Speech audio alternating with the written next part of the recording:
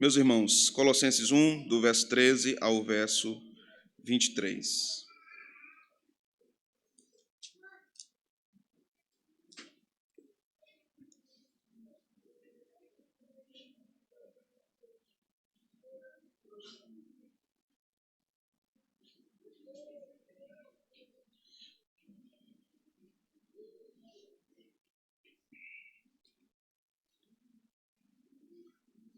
Diz a palavra do Senhor: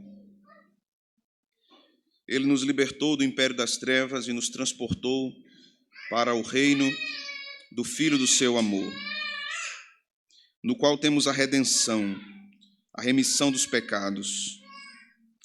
Este é a imagem do Deus invisível, o primogênito de toda a criação. Pois nele foram criadas todas as coisas, nos céus e sobre a terra, as visíveis e as invisíveis, sejam tronos, sejam soberanias, quer principados, quer potestades, tudo foi criado por meio dele e para ele. Ele é antes de todas as coisas, nele tudo subsiste. Ele é a cabeça do corpo da igreja. Ele é o princípio, o primogênito de entre os mortos, para em todas as coisas ter a primazia. Porque aprouve a Deus que nele residisse toda a plenitude, e que, havendo feito a paz pelo sangue da sua cruz, por meio dele reconciliasse consigo mesmo todas as coisas, quer sobre a terra, quer sobre os céus. E a vós outros também, que outrora éreis estranhos e inimigos no entendimento, pelas vossas obras malignas, agora, porém, vos reconciliou no corpo da sua carne, mediante a sua morte, para apresentar-vos perante ele santos, inculpáveis e irrepreensíveis. Se é que permaneceis na fé, alicerçados e firmes, não vos deixando afastar da esperança do evangelho que ouviste e que foi pregado a toda criatura, debaixo do céu, e do qual eu, Paulo, me tornei ministro. Amém. Obrigado, Senhor, por esta porção das Escrituras. Obrigado por podermos refletir sobre a vida, a obra de Cristo, sua glória. Obrigado porque o Evangelho é claro para nós, a Tua palavra nos instrui em tudo o que nós precisamos saber a respeito de Ti mesmo, Deus Pai, Filho e Espírito Santo, e a respeito de nós, a respeito do mundo. Que o Teu Evangelho seja pregado nesta noite, que o Teu Evangelho seja anunciado com fidelidade e clareza, que ele penetre nos nossos corações e que ele mude-nos, edifique-nos, encoraje-nos a Te servir com mais alegria, a Te servir com mais dedicação, a Te servir com mais zelo. Que a pregação do Evangelho também promova conversão. Ó Senhor, Tua palavra nos diz que és Tu quem converte o pecador. Tua palavra nos diz que é Tu quem convence o pecador do seu pecado.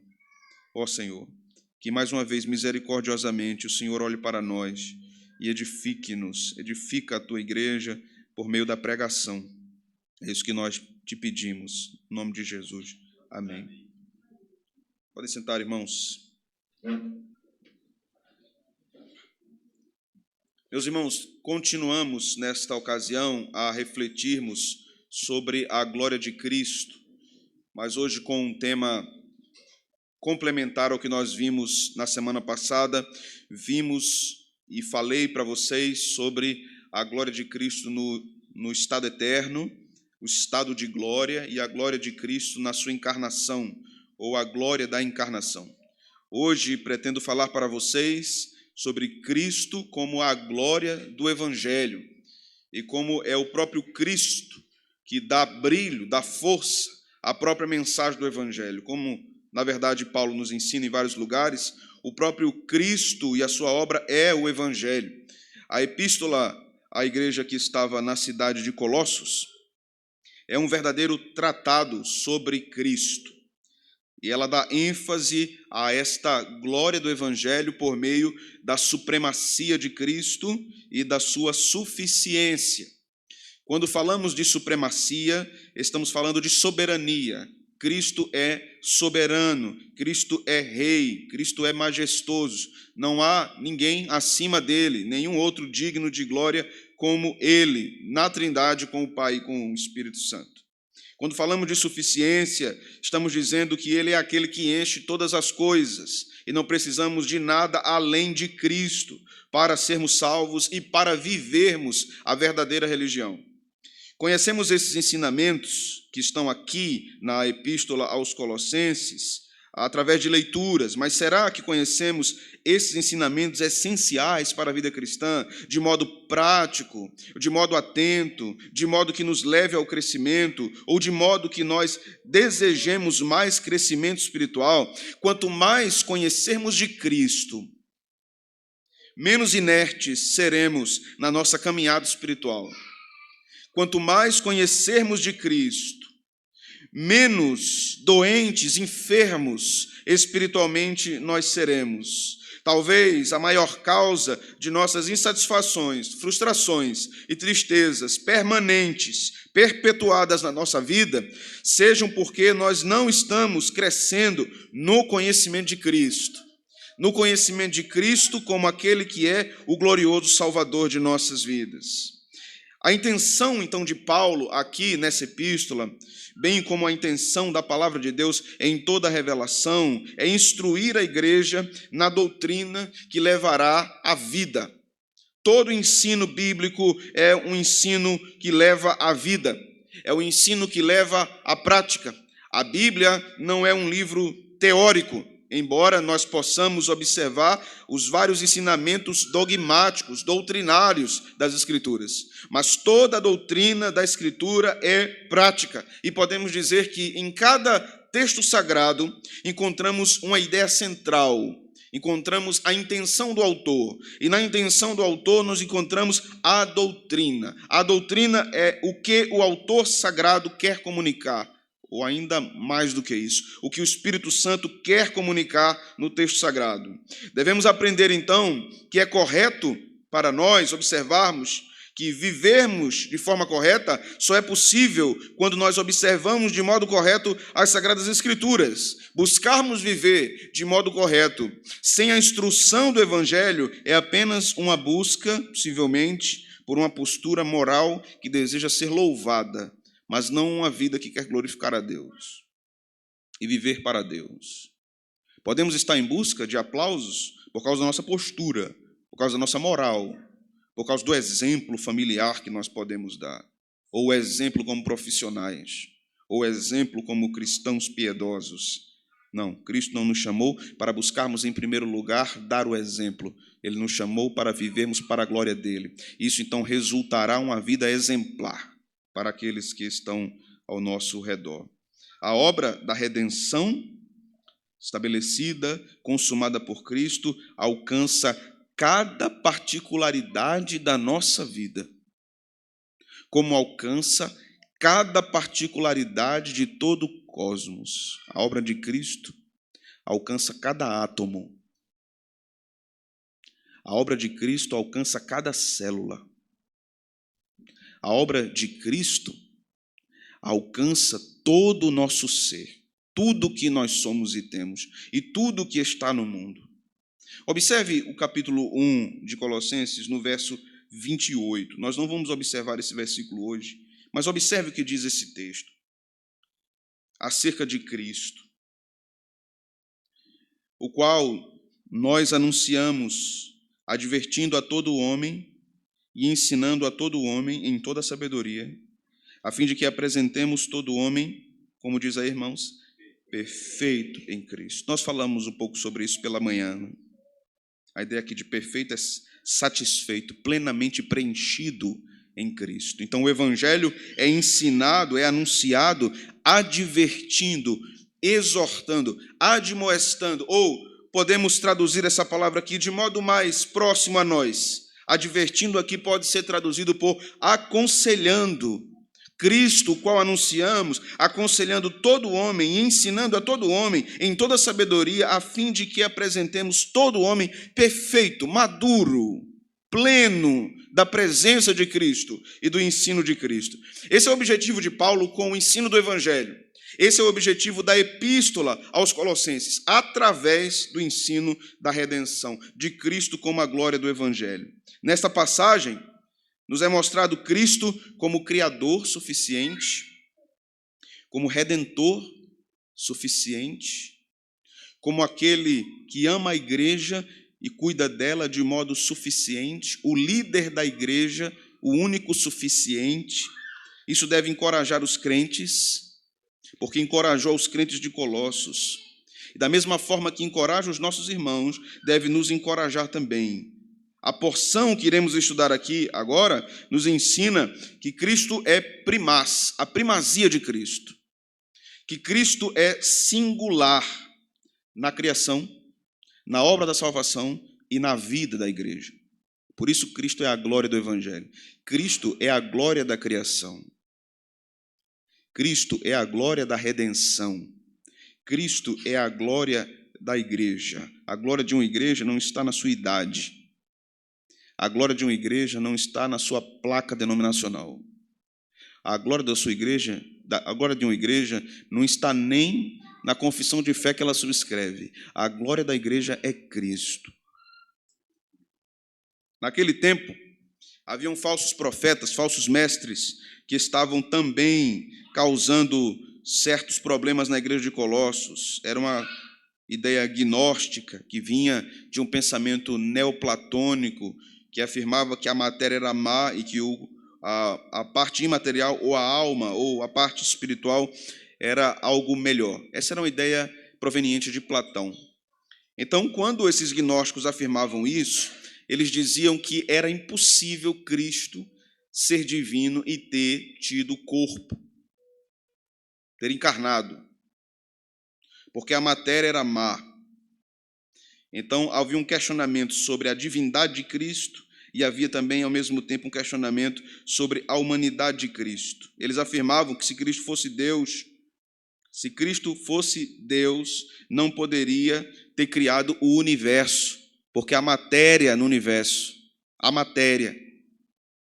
E Deus, então, como supremo Espírito, não podia ter criado matéria, porque matéria é má. Veja a confusão que esses falsos mestres estavam plantando dentro da igreja de Colossos. Nessa passagem, nós iremos estudar exatamente a refutação de Paulo a isso. Porque Paulo vai falar da criação, Paulo vai falar da redenção, e Paulo vai falar da igreja, da vida da igreja. E Paulo vai falar do corpo de Cristo, do sacrifício de Cristo, a sua morte. Isso tem a ver também com materialidade. Ao contrário do que muitos gnósticos acreditavam e ensinavam, que Cristo poderia ser um demiurgo, um intermediário na criação. O apóstolo João refuta isso no primeiro capítulo também do seu evangelho. Paulo afirmava, como João afirmava, como os outros apóstolos afirmavam que não, Jesus não era um intermediário da criação. Ele não era um ser que estava entre a divindade e a humanidade, que não era nem Deus e não era nem homem. Pelo contrário, Paulo diz, ele era Deus-homem. Ele é Deus verdadeiro e ele foi homem verdadeiramente. Ele era totalmente Deus, totalmente homem. As duas naturezas estavam em Cristo. Afirmavam também que o fato de Cristo não ser Deus tornava impossível nossa redenção. Se Cristo não era Deus, ele não podia remir-nos. Então eles atacavam duas doutrinas importantes: a doutrina da criação e a doutrina da redenção. Eles afirmavam que Cristo era uma emanação de Deus. Ele fluía de Deus, mas não era o próprio Deus, como muitos grupos religiosos ainda dizem hoje. Cristo ainda continua perguntando aos homens, como perguntou aos apóstolos: e vocês, quem dizem que eu sou? Vocês, quem dizem que eu sou? Os muçulmanos dizem que Jesus foi um profeta, como Moisés, como Elias, como Mohammed, mas não Deus, profeta. Os espíritas dizem que Jesus foi um espírito evoluído, iluminado, alguém que recebeu certa graça, mas não era Deus. Os testemunhos de Jeová dizem que Jesus é um Deus menor, não o Deus supremo, não o Deus todo-poderoso. Muitos têm dito muitas coisas a respeito de Cristo. Alguns têm dito por aí que Cristo foi um ativista LGBT. Ou outros dizem que Cristo foi um revolucionário comunista. Outros vão dizer muitas outras atrocidades sobre Cristo. E a pergunta ainda permanece. E vocês, quem dizem que eu sou? Quem eu sou para vocês? Se nós queremos saber de fato quem Cristo é, nós precisamos olhar para o que a sua palavra diz a respeito dele. O que é que o Evangelho diz a respeito de Cristo? Mas todas as vezes que o Evangelho fala de Cristo, isso é muito interessante, o Evangelho também fala de nós. Por quê? Nós vamos entender isso. Porque Cristo é a encarnação de Deus, que nos leva a Deus. Então, todas as vezes que nós estamos estudando sobre a pessoa de Cristo, estaremos estudando sobre sua obra, porque é impossível estudar sobre sua pessoa e não estudar sobre sua obra. É leviano dizermos, não, ele foi um grande mestre da moral, ele foi um grande pensador, mas ele não é Deus, ele não é Salvador. Então, separemos o Cristo, que foi um grande homem, da mensagem da salvação. Não é possível separar a mensagem de Cristo. A mensagem acerca dele está de tal modo unida a ele, que se nós separarmos a mensagem do próprio Cristo, nós estamos destruindo a própria imagem que a Escritura dá acerca de Cristo. Quando nós olhamos para esse texto, Paulo vai frisar o senhorio de Cristo. Cristo é Senhor. E isso é relevante em todos os tempos da história, porque tornar-se cristão é mudar de senhorio. Tornar-se cristão é mudar de império. Tornar-se cristão é ser liberto das trevas e transportados para um reino de luz. Isso é tornar-se cristão. Você não pode servir a dois senhores, porque ou há de amar um e odiar o outro. Assim ensina o Evangelho. Então, estar com Cristo é estar em outro império. Estar sem Cristo é estar nas trevas. Mas vamos averiguar. O verso 13 vai nos dizer que ele nos libertou do império das trevas. Aqui nós devemos entender, como eu disse às crianças há pouco, que existe de fato um reino das trevas. Vimos na semana passada que trevas, para João, significa engano, significa perversidade, malignidade do coração.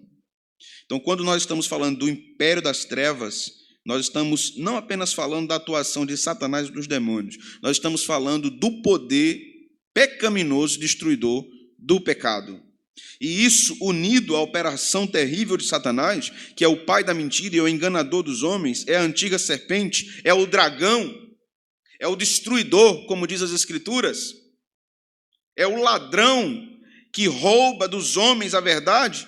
Quando nós falamos de pecado de Satanás, isso também está intimamente unido. Assim como não podemos separar a mensagem da graça da pessoa de Cristo, não podemos separar a atuação do pecado no mundo da atuação de Satanás e dos seus demônios. Quando não somos servos de Cristo, somos servos do diabo. Quando não somos crentes no Senhor Jesus Cristo e vivemos para Ele, quem era o nosso Senhor é Satanás. Já ouviu aquela expressão cavalo do cão? Já ouviu? Isso é o que o ímpio é.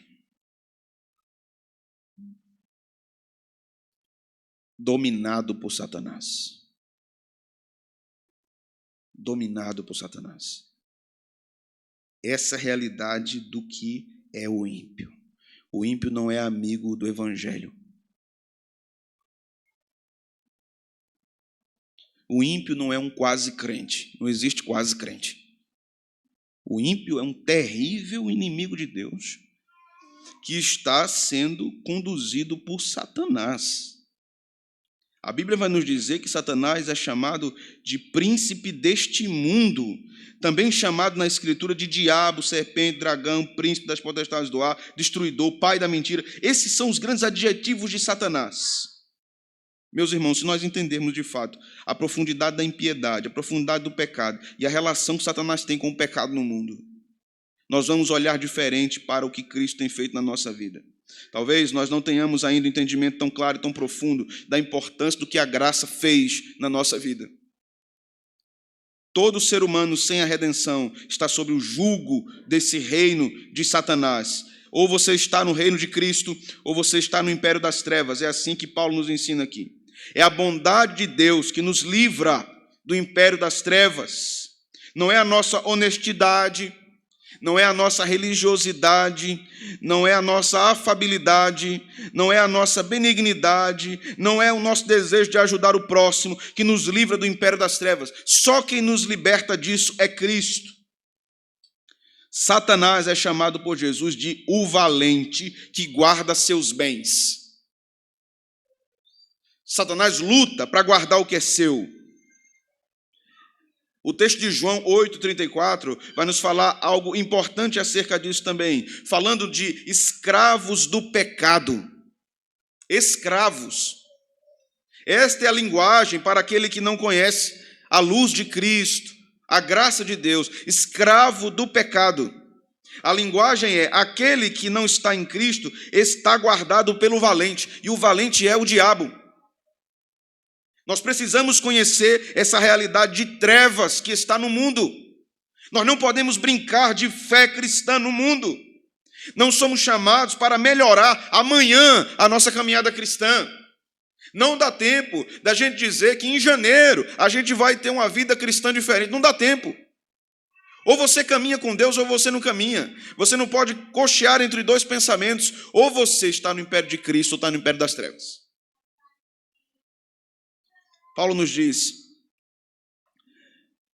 ele nos transportou.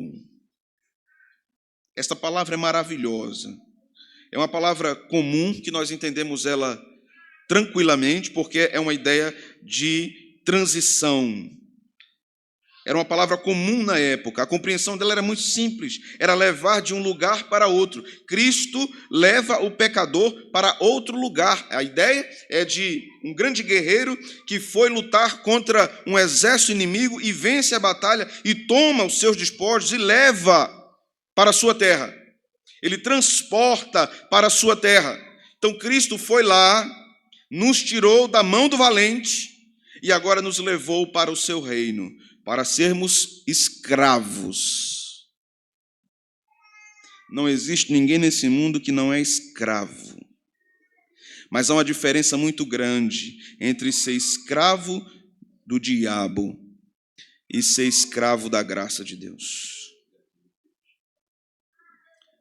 Quando a Bíblia usa o termo servos, é escravo. Escravos de Cristo.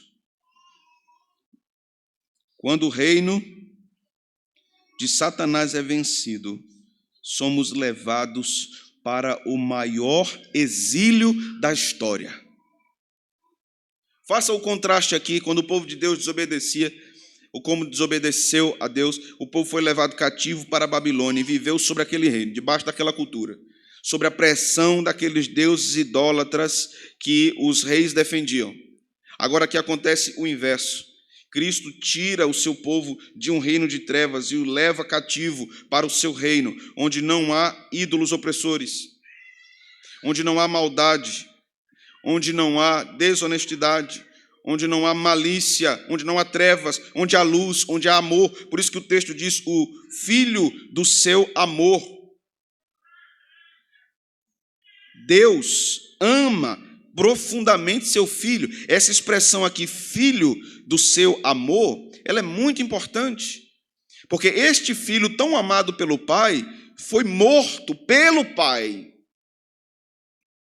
Quem matou o filho foi o Pai, colocando sobre ele os meus e os seus pecados. Não foram os romanos, não foram os judeus. Isso foi determinado em toda a história anterior, na eternidade passada.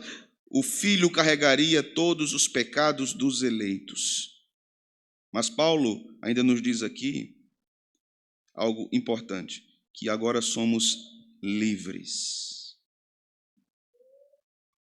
mas não livres de um reino, livres das trevas, porque ainda estamos num reino.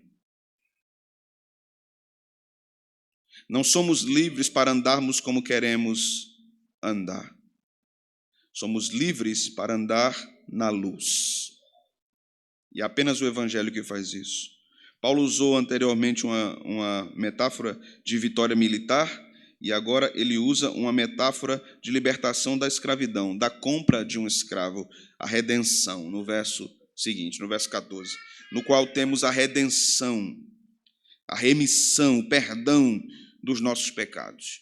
Ele nos liberta, ele nos compra, ele nos perdoa os pecados, apesar de estarmos anteriormente no império de trevas, não éramos inocentes quando estávamos debaixo desse status.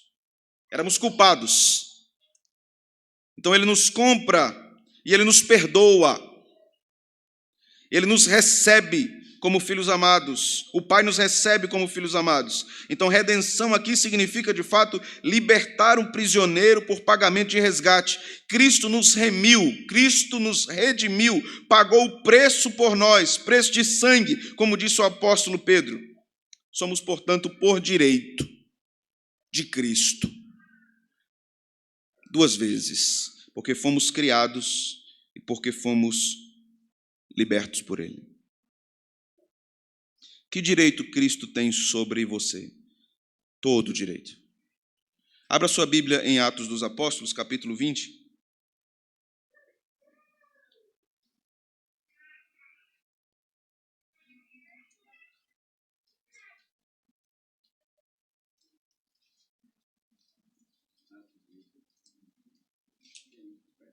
Versículo 28.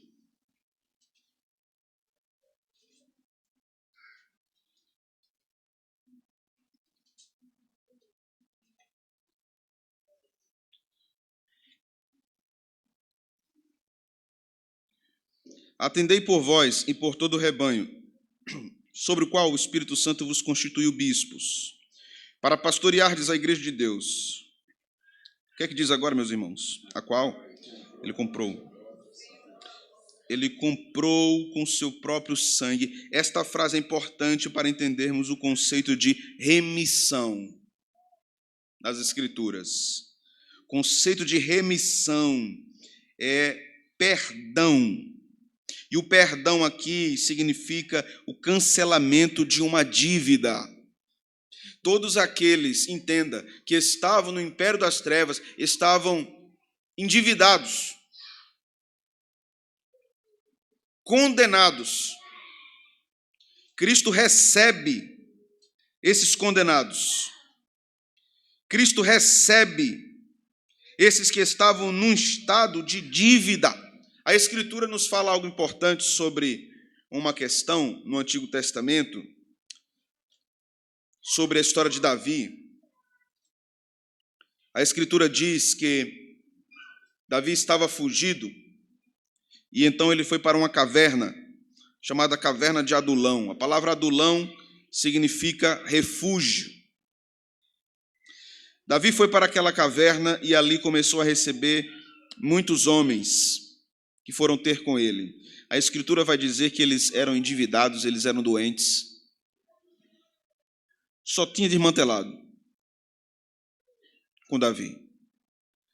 Só tinha gente segregada com Davi. E ele recebe no refúgio. Aquele povo se tornaria um grande aliado de Davi. Aquele povo foi cuidado por Davi. Aqueles endividados foram recebidos por Davi com um sentimento de perdão.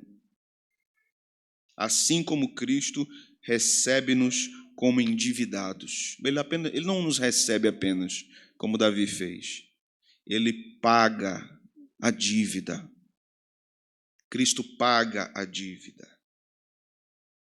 Aprendamos algumas coisas aqui. Nenhum ser humano, meus irmãos, vive sem estar debaixo de uma autoridade ou de um senhorio. Nenhum ser humano. Se Cristo não é o Senhor, outro Senhor haverá. que resta para você? Você vai viver sob o domínio do pecado, tendo prazer em coisas abomináveis a Deus, cego, surdo, imóvel para lutar contra o pecado. Em Cristo você acha liberdade. Em Cristo você acha folga. Você acha luz, você acha amor. Em Cristo apenas o ser humano pode ser verdadeiramente livre do pecado. E como fazer para ser livre? A Bíblia nos diz: se com a tua boca confessares Jesus como Senhor e em teu coração creres que Deus o ressuscitou dentre os mortos, serás salvo. É assim que somos livres. Nunca estamos fora de um reino. Se não estamos no Filho, estamos nas trevas. Se não estamos em Deus, estamos em Satanás.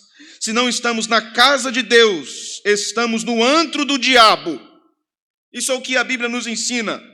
Assim como Deus tirou os hebreus do Egito, Deus nos tirou do império das trevas. Não queira voltar para lá. Cristão, ouça. Não deseje a podridão do pecado. Ouça, cristão, não deseje as malignidades desse mundo. Não tenha saudade das coisas do império das trevas. Não fique flertando com as coisas de Satanás, com os desejos terríveis e pecaminosos de sua carne. Satanás tem tentado você.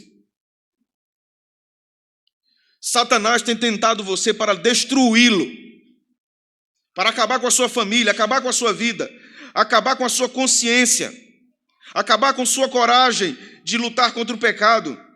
Satanás tem tentado você a desejar voltar ao império das trevas. Mas a Bíblia nos diz algo e eu preciso repetir aqui para você.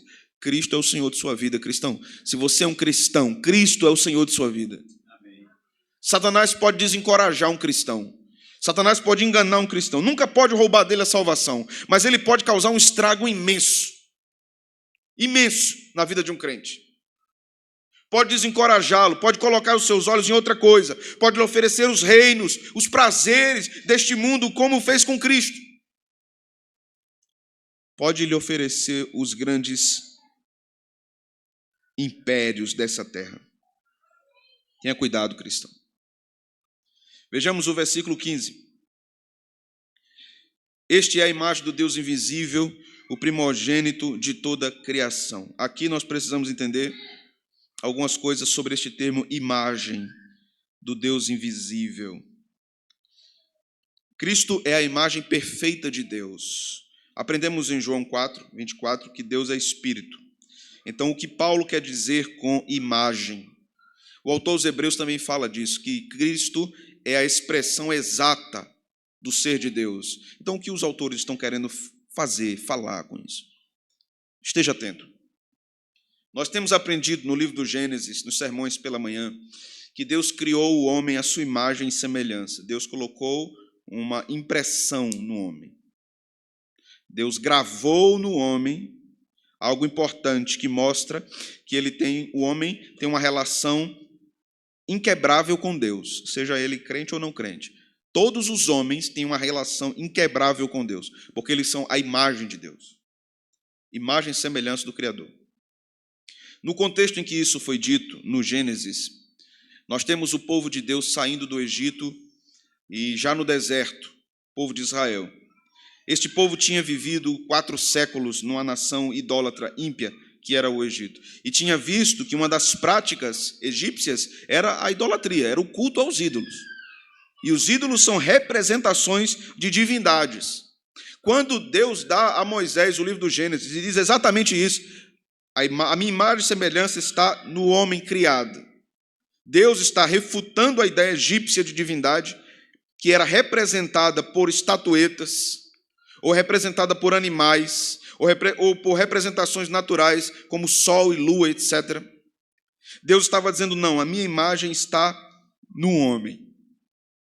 Mas Deus estava ali plantando algo mais perfeito que viria. Segundo Adão, a sua imagem perfeita. O primeiro Adão caiu, aquela imagem permanece nele, como diz Tiago. O homem caído ainda tem a imagem de Deus, mas ela está arranhada, ela está embaçada.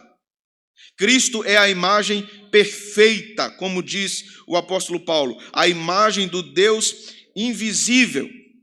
Então, todas as vezes que os homens idolatram, todas as vezes que eles vão aos ídolos, sejam eles confeccionados, físicos ou mentais, eles estão colocando no lugar de Cristo, porque Cristo é a imagem perfeita. Toda idolatria é pecado, porque é colocar um ídolo no lugar de Cristo, porque Cristo é a única imagem perfeita de Deus. Nada pode ser posto no lugar de Cristo. A quebra do primeiro e do segundo mandamento no Decálogo é não ter Cristo como Senhor. Esta é a grande quebra dos mandamentos, não ter Cristo como Senhor. Paulo também nos diz aqui que Cristo é o primogênito de toda a criação. Aqui a ideia de primogênito não é uma ideia de primeiro criado, ou aquele que foi criado inicialmente antes de todos. A ideia de primogênito aqui é uma ideia de supremacia, de primazia. Êxodo 4:22 nos diz: dirás a Faraó, assim diz o Senhor, Israel é meu filho, meu primogênito. Israel não foi o primeiro povo a ser criado, mas Deus chama Israel de primogênito. Em que sentido? Israel era um eleito de Deus, um povo eleito de Deus. Israel tinha uma posição distinta. Por isso que aqui Cristo é chamado de primogênito. Ele tem uma posição distinta. Israel não foi o primeiro a ser criado, mas teve primazia. Cristo não é o primeiro a ser criado, mas tem a primazia. Ser primogênito de toda a criação quer dizer que ele tem preeminência sobre a criação. E a pergunta seguinte é: ele tem preeminência sobre sua vida? Ele é Senhor da criação, mas ele é Senhor de sua vida, Salvador de sua vida. Ao fim das contas, ele é Senhor de toda a criação, mas é preciso que na conversão o pecador esteja consciente de que ele é sim meu Senhor, e minha língua confessa, e meu coração crê, e eu desejo viver para ele para sempre. No verso 16, Paulo menciona a obra de Cristo na criação, pois nele foram criadas todas as coisas, e Paulo cita aqui as coisas visíveis e invisíveis do mundo, e cita aqui as classes angelicais, principados, potestades, tudo e soberanias. Tudo foi criado por meio de Cristo. E o que é que diz agora? E para Cristo. Observe a última frase. Tudo foi criado por meio dele e para ele. Raciocínio básico aqui, irmãos. A sua vida é para quem?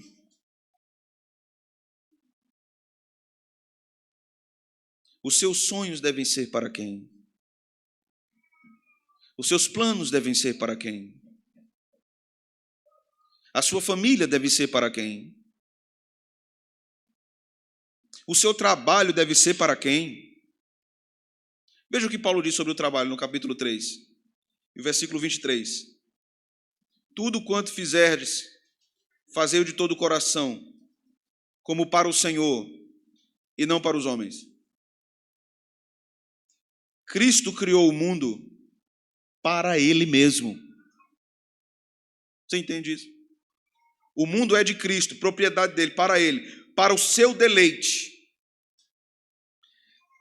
Isso aqui é importante, porque quando Cristo deleita-se na sua criação, isso gerará para o povo de Deus também deleite. O povo de Deus se deleitará em Cristo. Quando o povo de Deus se deleita em Cristo, o povo de Deus aprende a usufruir das coisas da criação do modo correto. A ideia não é não experimentarmos e não termos prazer nas coisas criadas. A ideia não é essa. A ideia é que teremos prazer nas coisas criadas de modo correto. De modo correto. Deus não nos proíbe de termos prazer em comer, prazer em beber, prazer em viajar, prazer em descansar, prazer em rir. Deus não nos proíbe disso, mas o Evangelho nos ensina que tudo isso deve ser desfrutado em Cristo, porque tudo é para Ele. A minha alegria é para Ele. Os meus bens são para Ele, os meus filhos são para Ele, o meu casamento é para Ele, os meus bens são para Ele, o meu dinheiro é para Ele, tudo que eu tenho é para Ele, não para mim. Mas o mundo que nós vivemos está maculando isso na cabeça de muitos crentes. Para mim, para mim, para mim, para mim. Tudo é para mim. Seja feita a minha vontade, assim na terra como no céu. Não é assim que o Evangelho nos ensina. Aqui aprendemos, portanto, irmãos, algo no verso 17 ainda. Depois de aprendermos que Ele criou, e Ele criou para Ele, para o seu deleite, Cristo se deleita nisso, né? A Bíblia diz que Ele é antes de todas as coisas e nele tudo subsiste. A ideia de nele tudo subsiste é que tudo que Ele criou para Ele é sustentado por Ele. Quais as implicações disso para nós? É que é Ele quem nos sustenta. Tudo que nós temos subsiste por causa de Cristo. É Ele que sustenta você. É Ele que sustenta suas emoções. É Ele que sustenta suas finanças. É Ele que sustenta sua família. É Ele que sustenta seus negócios. É Ele que sustenta sua fé. É Ele que lhe sustenta nos caminhos do Senhor, nele tudo subsiste. Ora, irmãos, atenção, irmãos. Cristo mantém em ordem o universo. Cristo mantém em ordem as leis do universo. Cristo mantém em ordem todas as leis estabelecidas por Deus na criação. Tudo está em ordem de acordo com o regimento desse maestro. Ele sustenta tudo no universo. Ele sustenta os astros nos céus. Ele sustenta a terra. Ele sustenta o sistema solar. Ele sustenta todas as coisas. E nada do que ele sustenta falhará, a menos que ele deseje que entre em colapso. Como ele não sustentará a tua vida, cristão? Por que você teme o dia de amanhã, cristão? Por que você teme o que vai comer e o que vai beber amanhã? Por que você teme o que será de você amanhã? Será que você tem sofrido antecipadamente por várias questões, sejam elas internas ou externas? Sejam tentações, ameaças, sejam enfermidades, você tem sofrido antecipadamente? Cristo é aquele que sustenta a sua vida, que sustenta a sua trajetória, que sustenta o seu caminhar. A doutrina da criação é de suma importância, não só para a Bíblia, mas para todo cristão, porque nela observamos instruções divinas. Em primeiro lugar, que ele sustenta todas as coisas. Em segundo lugar, é que a doutrina da criação estabelece uma ética para o povo de Deus. Deus criou a família, Deus criou o casamento, Deus criou a sociedade, Deus criou a forma que a sociedade deve viver em harmonia. Nós chamamos isso de política. Deus criou a educação, Deus criou o trabalho, Deus criou filhos, Deus criou arte, Deus criou descanso. Deus criou todas as coisas. A doutrina da criação nos ensina a vivermos melhor para Deus. Observe tudo isso, porque falhamos quando não estudamos essa doutrina. Falhamos. Falhamos quando nós não compreendemos que nós somos administradores do que Deus nos confiou. A doutrina da criação mostra qual é o ideal de Deus para o mundo. A queda que destrói isso. Temporariamente, mas não eternamente. O mundo tem uma finalidade, a glória de Deus. A sua vida deve ter uma finalidade também, a glória de Deus. Paulo diz, nele vivemos, nos movemos e existimos. Alguns dos vossos poetas têm dito, porque dele também somos geração. Atos 17, 28. Observe o que Paulo diz aqui. Vivemos, movemos e existimos. Você está aí por causa de Cristo. Todo o curso geográfico da sua vida, em todos os termos, só ocorre por causa de Cristo. Todos os termos. Nele nos movemos. A sua existência só ocorre por causa de Cristo. E aqui nós temos uma distinção interessante entre viver e existir, né? Pessoas que existem, mas não vivem. mas em Cristo nós existimos e nós vivemos e nos movemos.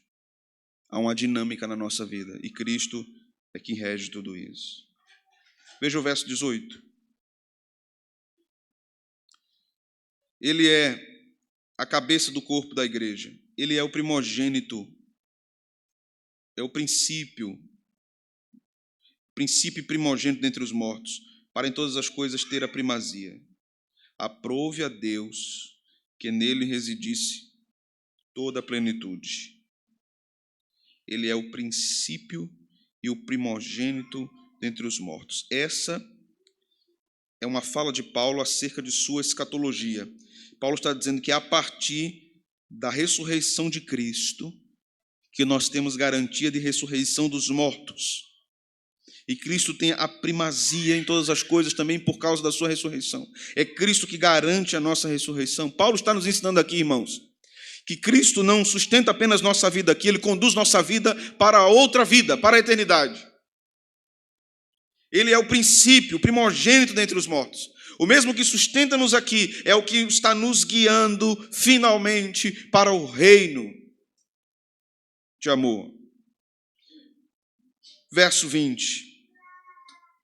E que, havendo feito a paz pelo sangue da sua cruz, por meio dele reconciliasse consigo mesmo todas as coisas, quer sobre a terra, quer sobre os céus. Observe como Paulo está mostrando agora a glória de Cristo na consumação. Ele mostrou a glória de Cristo na criação, ele mostrou a glória de Cristo na sustentação da criação, ele mostrou a glória de Cristo na ressurreição, como desfecho da obra de salvação. Agora ele está mostrando a obra de Cristo na sua morte, que restaura todas as coisas, inclusive a terra e os céus, havendo feito a paz pelo sangue de sua cruz, por meio dele reconciliar-se consigo mesmo todas as coisas, na terra e no céu.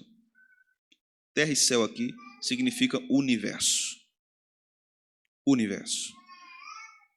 Tudo será reordenado, fixado eternamente para caminhar em ordem absoluta. A salvação ou o sangue de Cristo derramado não alcança apenas pecadores. O efeito da redenção não é apenas para pecadores eleitos. O efeito da redenção é para toda a criação. A criação será alcançada e remida ou redimida, liberta do pecado. No verso 21, Paulo diz: e a vós outros também, que outrora eres estranhos, inimigos no entendimento, pelas vossas obras malignas, agora vos reconciliou no corpo da sua carne, mediante sua morte. Mais uma vez, Paulo volta aqui à morte, ao sangue, que agora não apenas alcança a criação restaurada, mas alcança a vida da igreja na prática agora. Ele reconciliou na sua carne, mediante a morte, para apresentar-vos perante ele santos, incorruptíveis, inculpáveis e irrepreensíveis. Veja só. Quando nós observamos o que Paulo está dizendo aqui sobre a grande obra de reconciliação, nós temos algumas direções. Primeiro, Cristo reconcilia-nos com Deus. Segundo, Cristo reconcilia-nos com o outro.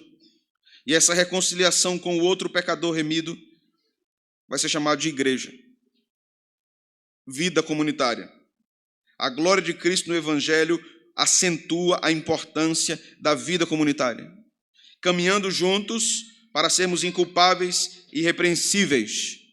Aí Paulo coloca aqui uma questão interessante no final: se é que permaneceis na fé, alicerçados e firmes, não vos deixando afastar da esperança do Evangelho. Perguntamos de novo, irmãos, nós temos permanecido na fé, nós estamos alicerçados, nós estamos firmes, nós estamos caminhando com este Cristo glorioso que promove restauração total. A glória de Cristo é o Evangelho. Para findarmos aqui,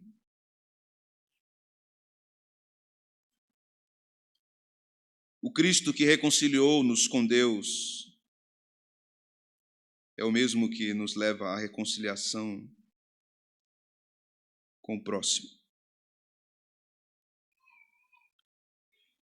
Esta barreira é derrubada por Cristo. No que depender de nós, busquemos a paz com todos os homens. Romanos 12, 18. O povo de Deus é um povo reconciliado com Deus e que promove a reconciliação. O Cristo Todo-Poderoso nos ensina que Ele sustenta todas as coisas, sustenta a nossa vida. Cristo sustenta a nossa saúde. Cristo sustenta a nossa saúde mental. Cristo sustenta nossas emoções. Cristo sustenta os nossos casamentos. Cristo sustenta os nossos filhos. Às vezes nós queremos fazer o papel de Cristo na vida dos nossos filhos. Quem o sustenta é Deus. Somos apenas agentes de Deus na vida deles. Cristo sustenta o nosso sustento. Por que vos preocupais com o que é a vez de comer e beber? Não é a vida maior do que o corpo? Não é o corpo maior do que as vestes? Cristo supre tudo que precisamos num Salvador. E essa é a coisa mais importante do que Ele sustentar as coisas menores da nossa vida. Mas Ele é tão bondoso, irmãos, que Ele sustenta as coisas menores da nossa vida. Todas as pequenas coisas da nossa vida são mantidas por Cristo, assim como Cristo alimenta os vermes. Assim como Deus alimenta os vermes. Que valor tem os vermes? Tem um valor imenso na ordem natural das coisas, mas para nós nenhum. Talvez você nunca tenha meditado sobre uma minhoca. Talvez você nunca tenha meditado como Salomão numa formiga. Talvez você nunca tenha meditado sobre o objetivo de Deus na criação, em ter esses pequenos seres insignificantes para nós, tão incômodos. Talvez você nunca tenha perguntado por que Deus criou um sapo.